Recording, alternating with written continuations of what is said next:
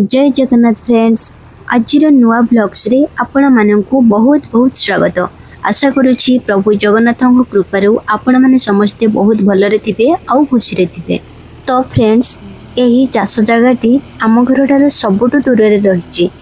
मु आसीछि ए जगह देखिबा पई।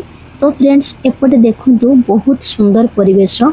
खरा दिन रे जो जगह सब सुखिला हेकी पड़िथिला एबे वर्षा जोगु देखंतु चारियाडे सबुज सबुज देखा जाउची। बहुत सुंदर लागुची परिवेश आउ टांगरा भूमि रे कलकल हेई झरणा भी बहुची। तो फ्रेंड्स ट्रैक्टर साहाय्य रे हमरे चलीची हळ चाष काम। एहा परे हमरे होबो धान रुआ। तो फ्रेंड्स पखाळ भात आम ओडिया मानकर सबुठारु प्रिय खाद्य। तेनु वर्षा ऋतु रे आमे धान चाष करिथाउ। एपटे टिके अधिक पानी भरी भरी अच्छी सबु बिल गुड़ाक लोक मैंने धान रुआ आरंभ करना किंतु पाखापाखि 15 दिन भितर ए जगह गुड़िक संपूर्ण भाव में रुआ हो सारी।